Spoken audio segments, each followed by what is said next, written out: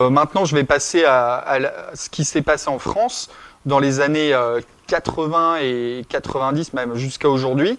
Même si j'ai le même chapitre sur les évêques italiens qui ont beaucoup fait aussi pour l'émergence de grandes mosquées dans les plus grandes villes d'Italie, et notamment dirigées par les frères musulmans, à Ravenne, à Milan. J'ai toute la liste dans mon livre. Je pense que ça va intéresser les Italiens, c'est pour ça que je cherche un éditeur en Italie. Mais on va parler de la France. Alors, il y a une grande figure de l'Église de France contemporaine qui était Monseigneur Joseph Doré, qui était l'archevêque de Strasbourg. L'archevêque de Strasbourg qui est en retraite maintenant depuis 2007. C'est une grande personnalité et il a écrit un peu les mémoires de son parcours dans un livre que personne n'a lu, sauf moi je pense. Pourquoi j'aime tant l'Alsace ? Alors, ma filleule étant alsacienne, ça m'a quand même intéressé. Il a écrit Pourquoi j'aime tant l'Alsace en 2014. Et vous allez me dire, mais quel est le lien avec l'islam ? Eh bien, parce qu'en Alsace, c'est très particulier. Vous savez qu'il y a encore le concordat qui s'applique. Mais le concordat, en fait, inclut le catholicisme et le protestantisme. Mais évidemment, pour Monseigneur Doré, ce flou juridique sur l'islam, le statut de l'islam en Alsace, eh bien, est une aubaine pour la grande mosquée de Strasbourg. Monseigneur Joseph Doré a vraiment, je ne vais pas dire milité, mais a fait en sorte d'être un facilitateur et l'a vu d'un très bon œil. Alors, dans son livre, on lit « Les musulmans d'Alsace m'ont été reconnaissants d'avoir soutenu l'idée qu'ils avaient droit, comme les autres cultes, à des lieux de prière suffisamment spacieux et dignes. Faite dès les premiers temps de mon arrivée à Strasbourg, en mai 1998, la déclaration commune des responsables religieux catholiques, protestants, juifs, qui légitimait l'hypothèse municipale de la construction d'une mosquée centrale à Strasbourg, a en effet joué un rôle majeur aussi bien parmi les responsables politiques qui l'avaient appelé de leur vœu que pour les populations concernées. » Mais le problème, c'est que Monseigneur Doré, ensuite, se félicite que le régime concordataire ait permis des subventions publiques avec les impôts des Alsaciens à la grande mosquée. Alors là, je poursuis la lecture. Le régime concordataire permet, nous l'avons vu, des accommodements intéressants avec la fameuse règle d'interdiction des financements des cultes qui prévaut ici. Grâce à lui, le conseil régional, le conseil général et la ville de Strasbourg ont pu financer la construction de la grande mosquée à hauteur de 25%. Grâce à lui, il dit bien grâce, il ne dit pas à cause, grâce à lui aussi, la ville a pu mettre des bureaux à disposition du conseil régional du culte musulman. Alors, je vous rappelle les montants des subventions pour la grande mosquée de Strasbourg. 510 000 € votés par le conseil général du Bas-Rhin, dirigé par l'UMP à l'époque. 600 000 € votés par le conseil régional d'Alsace, qui était dirigé aussi par l'UMP à l'époque, par Adrien Zeller. Et ensuite, plus de 610 000 € votés par l'ancien maire de Strasbourg, Fabienne Keller, qui était aussi un maire de droite. Je dis un maire, je ne fais pas les nouveaux usages. Voilà, du coup, on voit bien que l'archevêque a été moteur là-dessus, mais c'est pas fini. Parce que lors d'une homélie en juillet 1999, vous voyez, j'ai fait de la spéléologie, j'ai même retrouvé ces homélies de 99, eh bien, Monseigneur Doré disait clairement qu'il préférait le projet de grande mosquée de Strasbourg plutôt qu'une abbaye sœur des dominicains traditionalistes du Barreau. Pourquoi ? Non mais c'est hallucinant, c'est hallucinant. Parce qu'il est préférable, tant pour la concorde ecclésiale que pour le calme public, de ne pas donner suite. Vous imaginez ? En gros, pour lui, un monastère traditionnaliste aurait causé des troubles à l'ordre public. Mais c'est vraiment ce qu'il dit. Donc, c'est vraiment hallucinant. Donc, et voilà, et dans la même homélie, il explique pourquoi il était pour la grande mosquée et contre l'abbaye du Barreau. Alors, après, une fois que la grande mosquée de Strasbourg est sortie de terre, on a bien vu ce qu'il en était. Déjà, le premier site internet qu'ils ont fait, ils proposaient dans leur bibliothèque la littérature des plus grands penseurs islamistes radicaux contemporains. On voyait le manifeste islamique du président bosniaque Izetbegovic, qui disait qu'il n'y avait pas de cohabitation possible entre musulmans et non-musulmans, qui a justifié l'épuration ethnique en Bosnie, et d'autres auteurs salafistes comme Karadawi et tout ça. Et la Grande Mosquée de Strasbourg a jamais démenti cette orientation. Et en 2015, il y a carrément eu le ministre des Affaires islamiques du Royaume saoudien, Saladin Abdulaziz Al-Sheikh, dont le cousin est le grand moufti d'Arabie saoudite, qui s'est prononcé pour l'interdiction de toute construction d'églises et leur destruction dans toute la péninsule arabique. Donc c'est son cousin, c'est le clan des Al-Sheikh, qui est très connu en Arabie saoudite. Donc la Grande Mosquée de Strasbourg, soi-disant mosquée alsacienne, soi-disant mosquée française, déroule le tapis rouge pour le ministre saoudien des Affaires islamiques. On n'a pas trop compris ce qu'il faisait là-bas, mais on voit bien du coup le lien avec le wahhabisme, la mouture la plus extrême de l'islam, à la Grande Mosquée de Strasbourg. Voilà. Donc voilà à quoi mènent les grandes mosquées, soi-disant, parce que vous savez, le grand argument, c'est de dire « Ah, mais vous préférez que l'islam soit pratiqué dans des caves ou terreau de la radicalisation, vous préférez qu'il y ait des grandes mosquées identifiées, connues et on voit bien qu'en fait, évidemment, le contenu de l'islam ne change pas.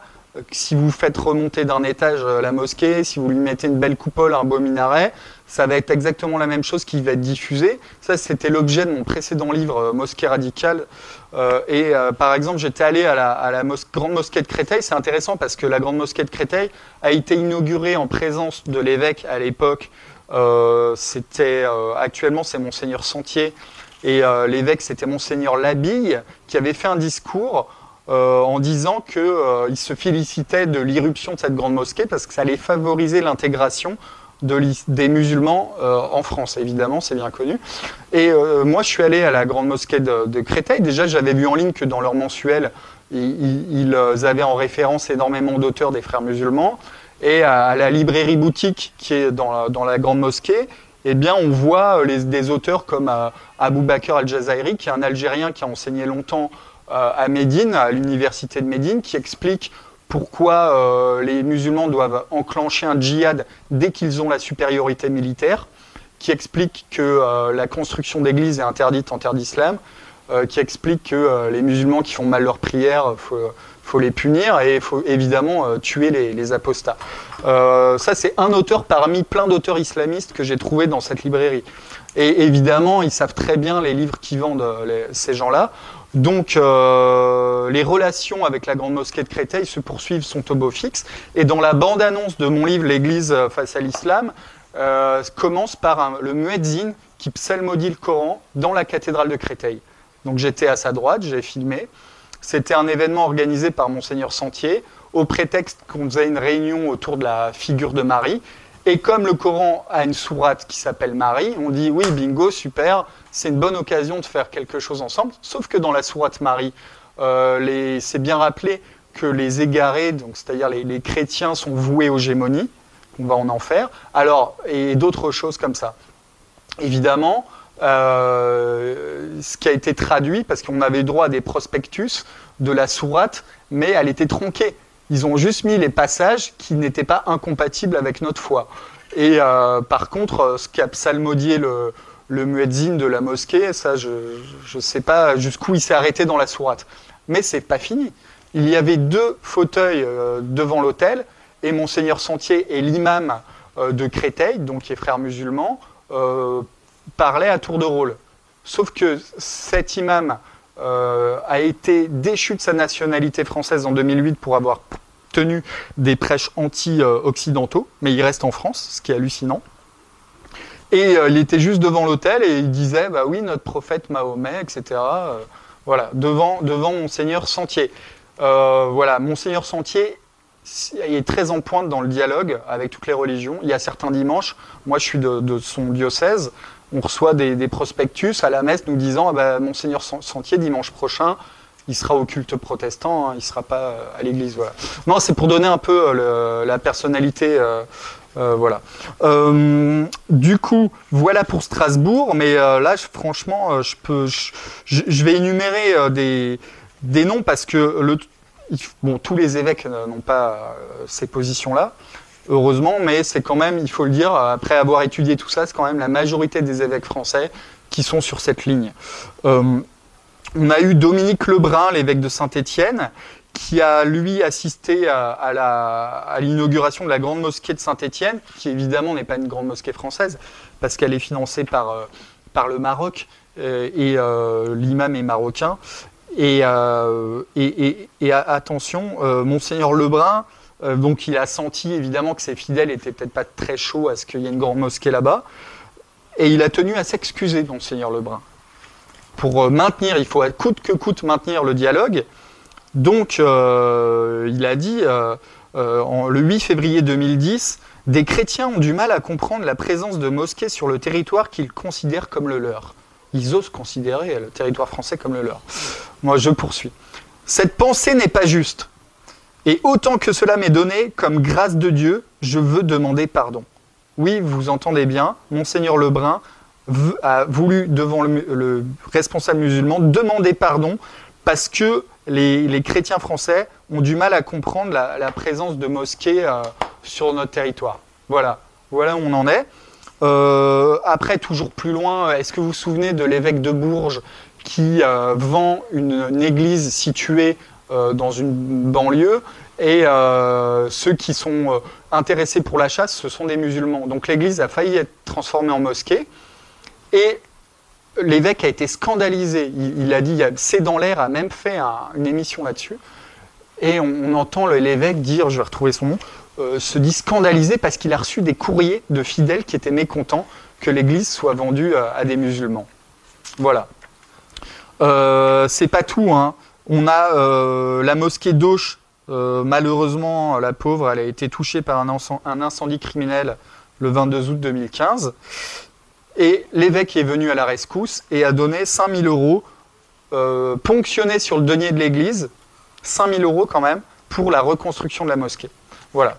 Ensuite, dans tous ces réunions islamo-chrétiennes, on a Monseigneur Ricard, l'évêque de Bordeaux, qui lui va à la mosquée de Pessac pour déplorer la peur de l'islam sur l'éclosion des mosquées.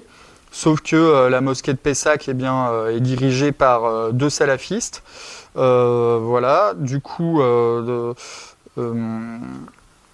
en fait, l'imam de Pessac, lui, a défrayé la chronique pour avoir dit, par exemple, que la femme, si elle sort du domicile conjugal, ça doit être fait avec le consentement de son mari et en baissant le regard.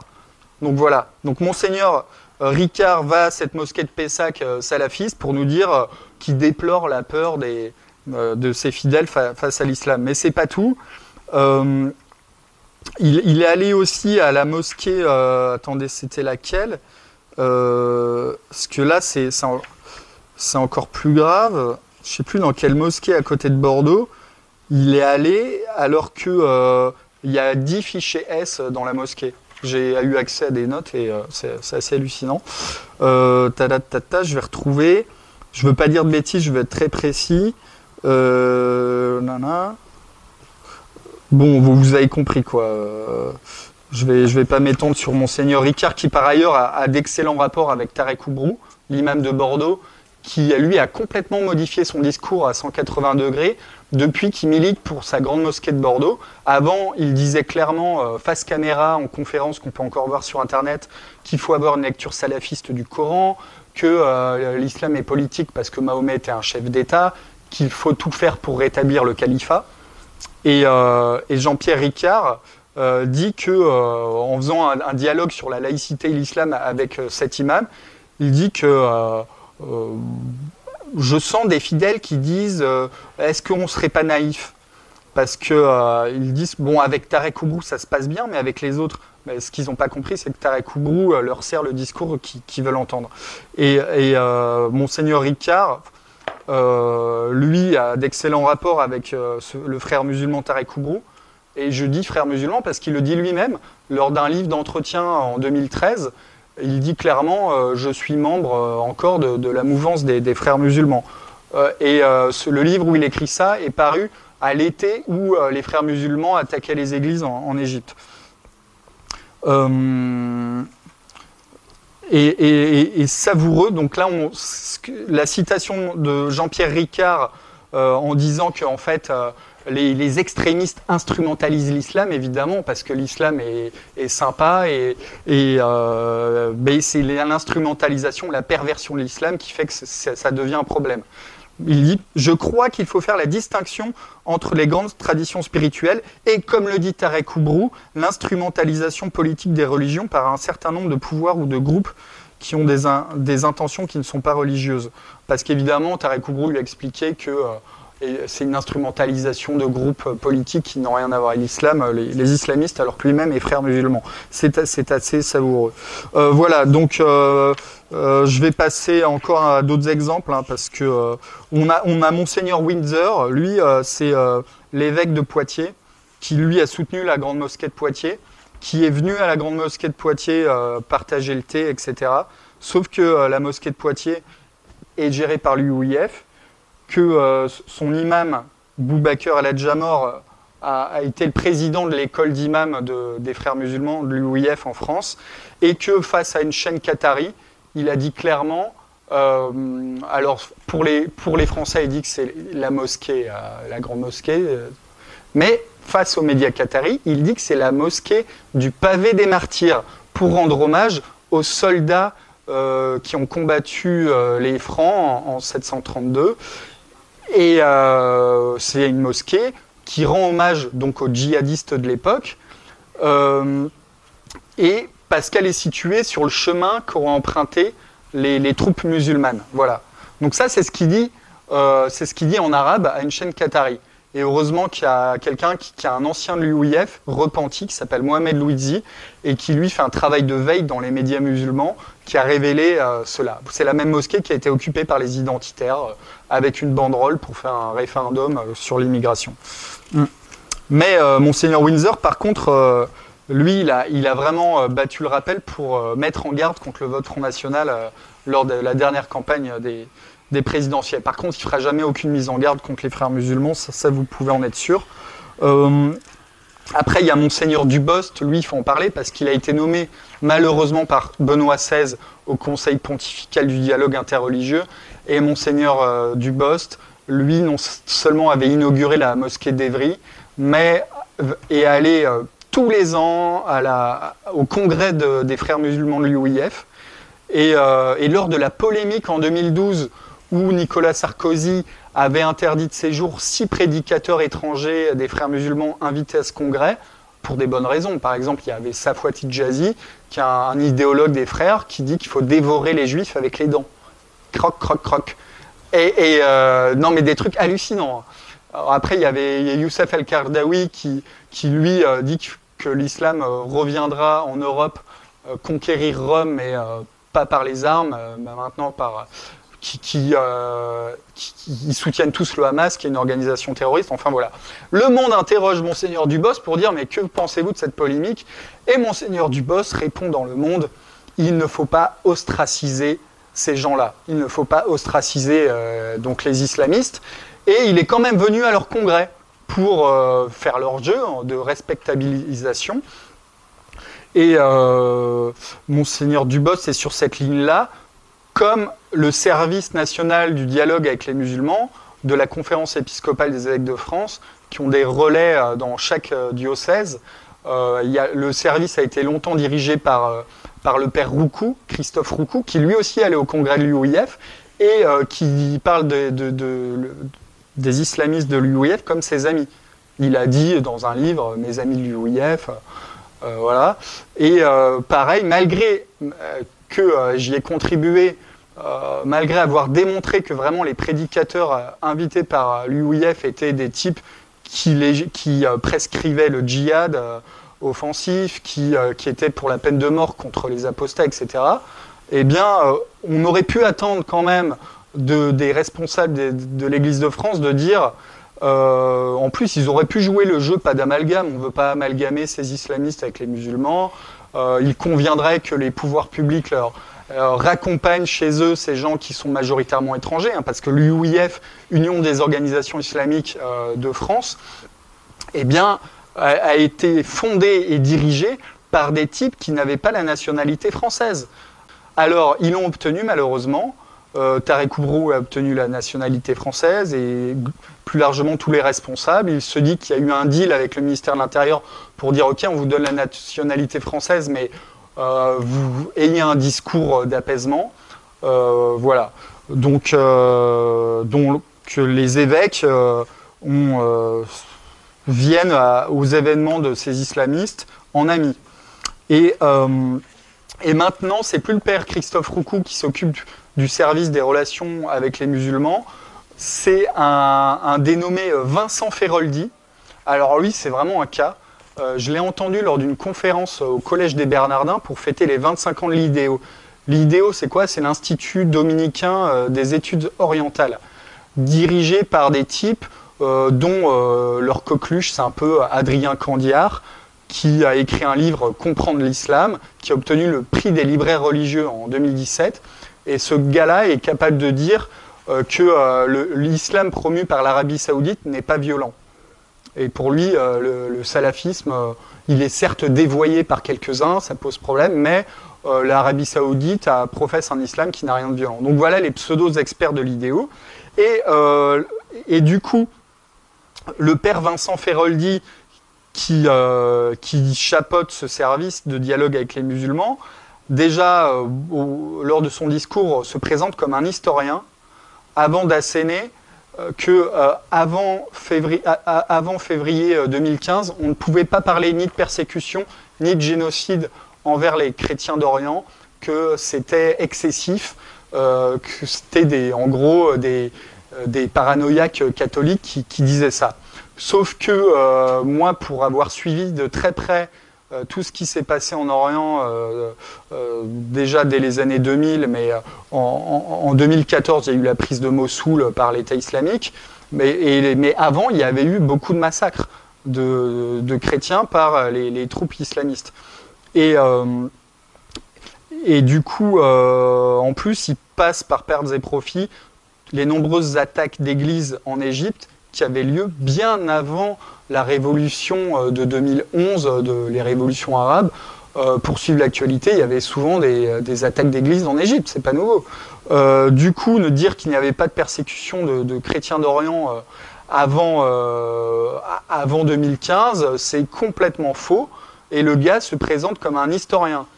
Et d'ailleurs, son prédécesseur s'était prononcé contre la loi interdisant la burqa. Ouais, il faut savoir que c'était la position de l'Église, hein, parce que au prétexte qu'il y avait d'autres sujets graves comme le chômage, etc., il disait mais pourquoi on se focalise là-dessus bon, voilà. Ensuite, les évêques suisses, par exemple, avaient condamné s'étaient prononcés contre le référendum sur l'interdiction des minarets en Suisse, pardon. Il faut savoir qu'en Suisse, la plupart des mosquées sont vraiment très radicales. Hein, ça a été démontré par plusieurs livres, plusieurs experts que je cite dans mon livre. Donc voilà pour leur position. Et après, on peut parler aussi de Monseigneur 23 qui a pris sa retraite, heureusement. Monseigneur 23, archevêque de Paris, bon déjà... au Collège des Bernardins, il a laissé se recruter un islamiste qui s'appelle Tariq Ben Garay. Parce que moi, j'ai suivi les cours d'islam au Collège des Bernardins. C'est des cours à distance vidéo. Et le type qui enseigne l'histoire de l'islam, eh bien, c'est un gars qui est un prédicateur musulman. Et dans ses cours, il nous dit clairement, je pourrais le citer, que la science a démontré que le Coran est d'origine divine. Il nous dit il y a des preuves... carbone 14 et tout, on sait que c'est authentique et que c'est vraiment divin, et voilà. Il dit ça, il dit que la Bible a annoncé la venue de Mahomet, mais il le dit avec un aplomb, et il dit je vous conseille vivement de lire un livre qui traite de Jésus, Muhammad dans la Bible. C'est le titre d'un livre qu'a écrit un islamiste pour nous dire que le paraclète annoncé dans les évangiles, en fait, c'est Muhammad. Mais des islamologues sérieux et des bons connaisseurs de la langue arabe ont montré que c'est un problème de traduction et qu'il n'en est rien, évidemment. Donc ce type qui vous dit que Muhammad est annoncé dans la Bible est rémunéré par le Collège des Bernardins pour enseigner l'islam. Moi, évidemment, j'ai contacté la direction du Collège des Bernardins. J'ai eu un rendez-vous avec Arjakovski, qui dirige l'enseignement des Bernardins, et le gars me dit non, mais c'est comme ça, ils présentent leur vision de l'islam. Et je leur dis, mais à ce moment-là, n'intitulez pas votre cours Histoire de l'islam. Intitulez-le l'islam vu par les musulmans, quoi. Et voilà. Et alors que à la Grande Mosquée de Paris, il n'y a aucun chrétien théologien qui vient enseigner l'histoire du catholicisme. Évidemment, il n'y a aucune réciproque. Donc, en gros, fin de non-recevoir, et le type est toujours en place. Donc voilà, Monseigneur 23, lui, ça ne devait pas lui poser de problème à l'époque. Et déjà, j'ai relevé toutes ces perles. Et il est un peu sur la ligne de... J'ai pas parlé du pape François, parce que vous connaissez tous ces citations ahurissantes sur l'islam. Mais André 23, lui, est sur cette ligne, en disant que... sur l'islam spécifiquement, les problèmes objectifs posés à la République sont des questions d'ordre public gérées par la loi et son autorité. L'islam, ce sont des musulmans qui ne se ressemblent pas tous. Certains peuvent être excessifs, voire fanatiques, comme des catholiques peuvent l'être. Voilà. Parallèle, toujours pareil, comme le pape qui nous dit que si je parle de violence islamique, je dois parler de violence catholique, qu'il n'y a pas de terrorisme islamique. Ça, c'est ce qu'a dit le pape François, hein, devant les étudiants de l'université Romatré l'année dernière. Il n'y a pas de terrorisme islamique parce que le terrorisme n'est pas religieux. Voilà. Et Monseigneur Torrent était sur la même ligne, il est décédé cette année. Et lui, c'était vraiment le président du Conseil pontifical pour le dialogue avec l'islam et qui était exactement sur la même ligne. Mais Monseigneur 23 avait été longuement interviewé sur BFM par Apolline de Malherbe. On ne peut pas dire qu'Apolline de Malherbe soit une catholique revendiquée, qui soit partiale, etc. Mais cette jeune journaliste a vraiment été sidérée, étonnée du discours de Monseigneur 23 sur l'islam. Pourquoi ? Parce que Monseigneur 23 explique sa vision des djihadistes, etc.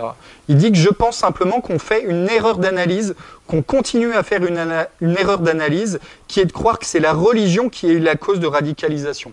Non, évidemment, les 240 versets du Coran n'ont rien, qui appellent au djihad dans le Coran, il n'y a aucun lien de cause à effet, évidemment. La cause de la radicalisation, c'est le sentiment de ne pas être intégré dans la société. Les pauvres petits, comme d'habitude, le sentiment d'être marginalisé, le sentiment de ne pas trouver sa place dans la société. Donc voilà, c'est vraiment le discours de l'extrême gauche, c'est la discrimination soi-disant, hein, parce que moi je ne l'ai jamais vu nulle part dans toutes les entreprises où j'ai travaillé, j'ai jamais vu de discrimination, mais bon.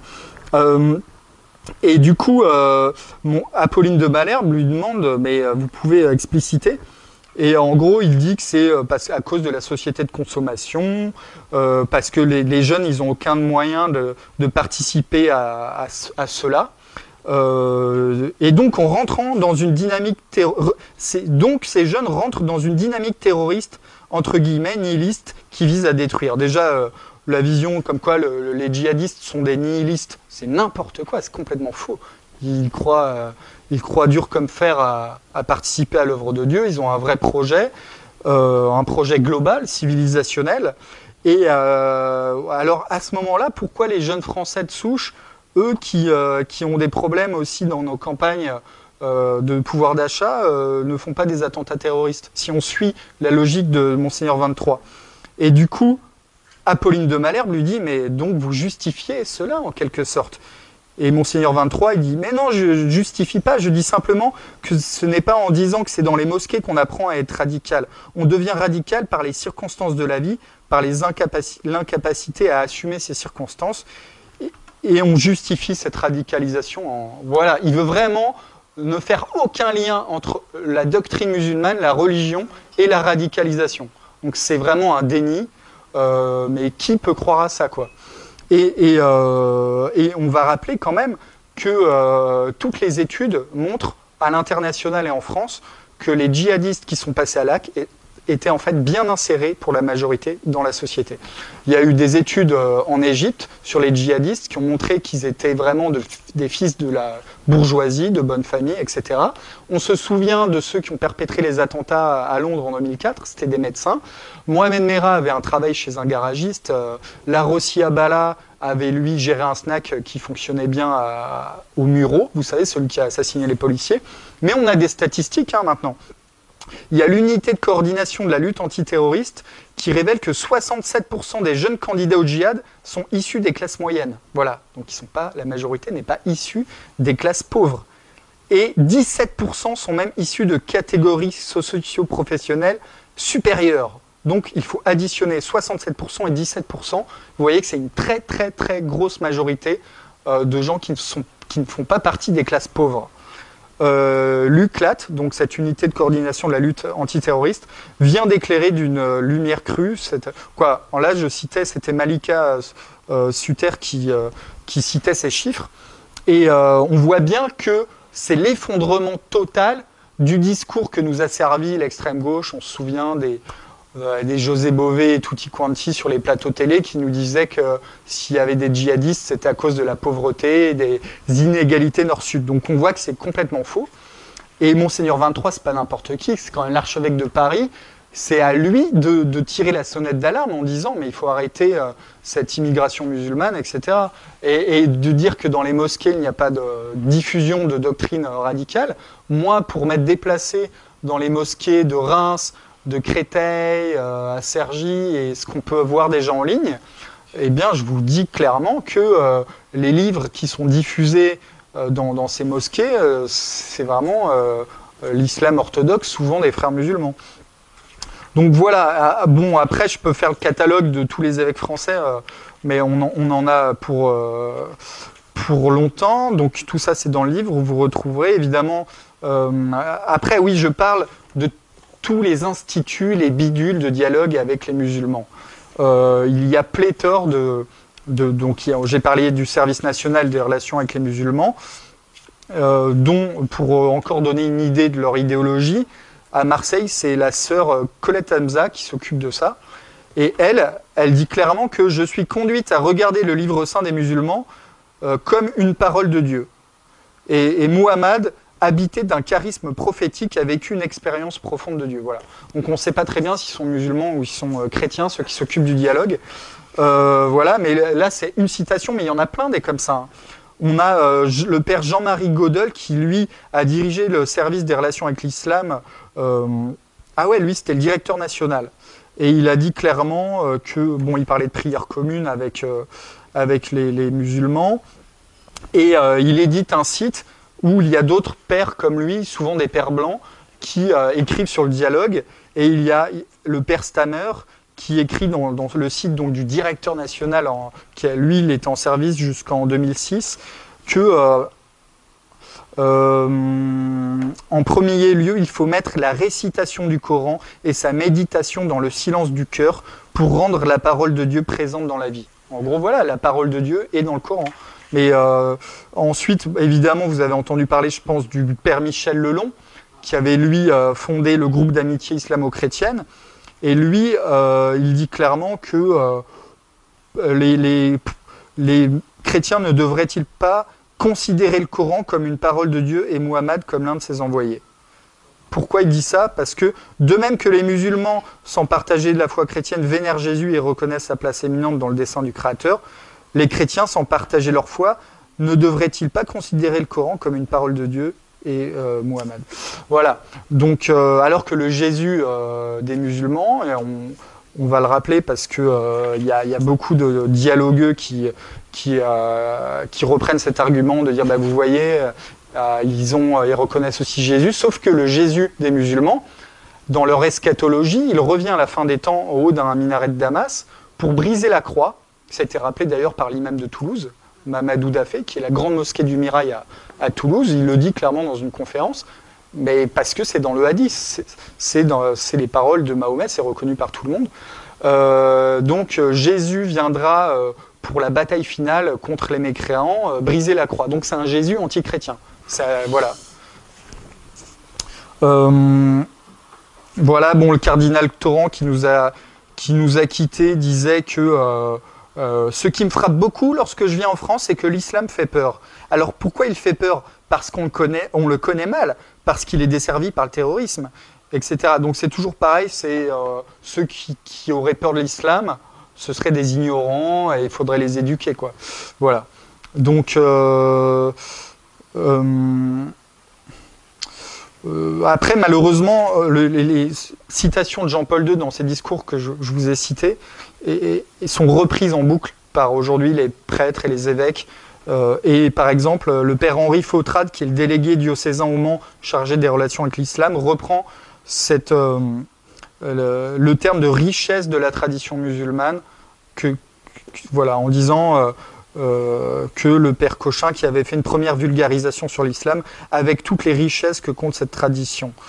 Donc malheureusement, en valorisant, c'est vraiment ce que j'ai relevé dans mon livre, c'est cette valorisation des richesses supposées intrinsèques de l'islam, non seulement en tant que culture, parce qu'il y a des aspects culturels de la civilisation qui peuvent être sympas, comme l'architecture, etc. Mais bon, et encore que. Maintenant, on sait que, par exemple, la mosquée de Cordoue a été construite par des artisans byzantins. C'est encore l'évêque espagnol de Cordoue qui l'a rappelé. Donc, mais au niveau spirituel, vanter, louer les valeurs de l'islam qui seraient positives, les valeurs morales de l'islam. Alors, mais quelles valeurs morales? Les femmes héritent 2 fois moins que les hommes. Dans les tribunaux, la parole d'une femme vaut 2 fois moins que celle d'un homme, de même que les mécréants. Il n'y a pas de liberté religieuse. La peine de mort est autorisée pour ceux qui critiquent Mahomet. Bon, pour ceux qui abjurent l'islam, ça n'a jamais été remis en cause. Il y a un consensus des sunnites et des chiites. La peine de mort pour ceux qui se convertissent au christianisme, elle est là. Donc nous parler de valeurs morales de l'islam, il faut vraiment arrêter. Au prétexte qu'il ferait l'aumône lors du ramadan, bon, à ce moment-là, on peut aussi parler des valeurs morales de l'athéisme et des matérialistes, parce qu'eux aussi font l'aumône. Il y a aussi des athées qui sont très généreux. Donc c'est vraiment... tout est bon pour... valoriser l'islam et bon, je fais un chapitre qui est moins long que le chapitre sur les évêques et cardinaux favorables à l'islam, mais je voulais quand même montrer qu'il y avait des évêques et des cardinaux lucides face à l'islam. Donc je ne vais pas tous les citer, évidemment, c'est beaucoup qui sont en Orient, mais je vais prendre par exemple mes préférés, le cardinal Burke, Raymond Léo Burke, qui était le cardinal préposé à la signature du tribunal apostolique, qui a été viré par le pape François sans surprise dans son épuration de tous les cardinaux conservateurs. Et en 2016, dans un média italien, le cardinal Burke disait clairement « L'islam est une menace dans le sens où, premièrement, l'islam veut gouverner le monde, et deuxièmement, Allah veut soumettre tous les hommes. Il y a un politiquement correct qui ne veut pas reconnaître la différence entre islam et christianisme. Cette différence est importante avec des effets gravissimes sur la société. » Voilà, on ne peut pas être plus clair. Donc, il y a aussi des évêques qui ont... même des évêques italiens qui ont dit qu'il fallait favoriser l'immigration européenne par rapport à l'immigration musulmane parce que ça posait moins de problèmes de cohabitation. Il y a Monseigneur Liberati, l'ancien évêque de Pompéi, a dit, c'est en janvier 2017, c'est pas si vieux, « Donner l'aumône aux migrants qui végètent dans les magasins de nos villes est une erreur. C'est anti-éducatif et favorise la paresse. Ils ont déjà à manger. Dans 10 ans, nous deviendrons musulmans à cause de notre stupidité. » Bon, il est quand même un peu caricatural. Ceux qui font l'aumône, c'est plutôt les Roms, etc. Mais bon, voilà, c'est une citation. Hein. Mais vous voyez que y a quand même des évêques et des cardinaux, même européens, qui sont alertes. Et même en Autriche, il y en a quelques-uns. Mais malheureusement, c'est surtout en Orient que, par exemple, l'archevêque de Mossoul, Monseigneur Amel Shimoun Nona, dans le Corriere della Sera, c'est à l'époque où l'Occident soutenait à fond les rebelles islamistes en Syrie. Il disait, s'il vous plaît, il faut que vous compreniez, vos principes libéraux et démocratiques n'ont aucune valeur ici. Vous devez reconsidérer la réalité du Moyen-Orient car vous accueillez un nombre croissant de musulmans. Vous aussi, vous êtes en danger. Il vous faut prendre des décisions courageuses et dures, y compris en allant à l'encontre de vos principes. Vous croyez que tous les êtres humains sont égaux, mais ce n'est pas une chose certaine. L'islam ne dit pas que tous les êtres humains sont égaux. Vos valeurs ne sont pas leurs valeurs. Si vous ne comprenez pas cela rapidement, vous tomberez victime d'un ennemi que vous aurez accueilli dans votre maison. Voilà. Donc les évêques, les archevêques en Orient sont, eux, on ne peut plus clairs dans leur mise en garde. Et Monseigneur Jean Bart, archevêque grec melkite catholique d'Alep, lui, s'était élevé contre l'aide du gouvernement français aux rebelles. On sait qu'il y a eu des aides matérielles en armes aux rebelles islamistes. Et lui disait « J'attends que vous disiez à vos dirigeants qu'ils arrêtent ces machinations qui conduisent à la mort du peuple syrien. Ils nous avaient parlé de démocratie et de liberté. Nous avons reçu des mercenaires et des armes. Ces islamistes détruisent notre pays, nos infrastructures, des trésors et notre peuple. » Voilà. Donc, et il dit clairement, vous ne pouvez pas imaginer comme je suis malheureux d'entendre que certaines armes de ces islamistes viennent de France, etc. Et il y a eu Monseigneur Indo, archevêque de Nisibi en Syrie, qui dénonçait les mêmes choses. Et voilà. Donc, je parle évidemment de Monseigneur Lefebvre, qui avait tout annoncé avant tout le monde, devant les insultes et les procès, quand Monseigneur Lefebvre avait dénoncé la construction d'une grande mosquée. Il avait eu un procès par la LICRA. Les évêques, d'ailleurs, s'étaient rangés avec la meute médiatique pour taxer Monseigneur Lefebvre de raciste, etc. Du coup, voilà, 20 ans après, on voit qu'il avait vu juste. Donc la situation, vous l'avez compris, est assez grave. Il y a une énorme différence entre ce que pense la base des fidèles catholiques et la hiérarchie catholique en France, parce qu'il y a un noyautage du fait de la cooptation dans les services nationaux, dans les dicastères, dans les associations, les instituts. Ceux qui recrutent, eh ben, ce sont la Conférence des évêques de France. L'actuel président, c'est l'ancien archevêque de Marseille. Comment il s'appelle déjà Monseigneur, aidez-moi. Ouais, Pontier, qui lui était pour la grande mosquée de Marseille. Et il avait été élu à plus de 60% des voix. Et malheureusement, c'est sa tendance progressiste qui est aux commandes dans l'Église de France. Certes, il y a certains évêques qui ont une bonne vision, certains même qui ont apprécié mon livre. J'ai eu des échos, mais évidemment, c'est une minorité. Donc, alors, en fait, je pense que c'est à la base de secouer le cocotier et de vraiment contester très fermement et poliment, courtoisement, mais à chaque fois qu'un évêque ou un prêtre dit une bêtise sur l'islam ou présente l'immigration comme une chose... j'ai pas parlé des frontières qui étaient maintenant perçues comme dépassées par beaucoup de religions en France. Eh bien, faut leur écrire, faut montrer qu'il y a... que la base ne pense pas comme eux. Et d'ailleurs, j'ai édité des tracts que vous pouvez distribuer en paroisse pour ceux qui fréquentent les églises. Moi, j'en pose sur les tables à l'entrée pour promouvoir mon livre, qui évidemment, la Croix ils ne parleront jamais de mon livre. Et pour cause, j'ai un chapitre entier sur le groupe de presse Bayard qui a servi la soupe aux frères musulmans en éditant déjà, dès fin des années 90, Tariq Ramadan a été édité par Bayard, sur sa thèse remaniée à la gloire de son grand-père Hassan al-Banna.